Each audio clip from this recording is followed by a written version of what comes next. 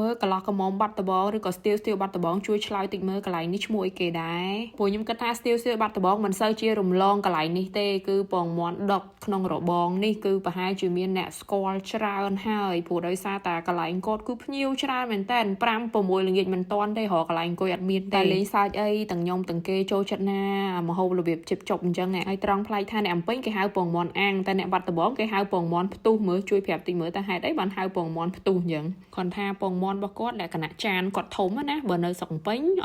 លក្ខណៈចានគាត់រៀងទូចជាងហ្នឹងហើយមួយចានហ្នឹងគឺ2000រៀលក្នុងមួយចានណាទាំងអស់គ្នាហើយនៅនោះគេទិញខ្ចប់ទៀតណា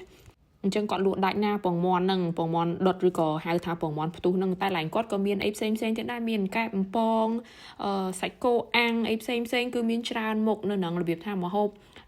សម្រន់ណាគឺមានច្រើនមុខនៅកន្លែងហ្នឹងហើយម្ហូបមួយមុខទៀតដែលតុកភាគច្រើនគឺដឹងតែហៅគឺសង្វាក់អាំងទាំងអស់គ្នាមួយថ្ងៃគាត់លក់អស់ជាង1000នំបើតាមសាកសួរគាត់ទៅណាហេលក់អស់ច្រើនដែរហ្នឹងណាអញ្ចឹងសម្រាប់អ្នកដែលបានឃើញឬក៏បានស្គាល់ធ្លាប់ទៅភ្លក់ធ្លាប់ទៅញ៉ាំនៅកន្លែងហ្នឹងទទួលអារម្មណ៍មិនដែរអញ្ចឹងអាចជួយ comment ប្រាប់ពួកខ្ញុំផងព្រោះដោយសារតែពួកខ្ញុំគឺទៅលើកទី1ដែរព្រោះដោយសារមាត់មនុស្សវាខុសគ្នាអញ្ចឹងណាអញ្ចឹងយើងទទួលអារម្មណ៍ខុសពីគ្នាមហូបហើយកន្លែងគាត់ក៏មិនលក់តិចមុខដែរច្រើនមុខដែរមានតាំងពីពងទាកូនគ្រឿងបំពងដូចកែបំពងអីហ្នឹងក៏មានដែរសាច់គោអាំងអីផ្សេងហ្នឹងនិយាយទៅគ្រឿងជប់អីស្តៀងតែនៅបំពេញហ្នឹងឯងគ្រាន់ថារបៀបថារសជាតិវារៀង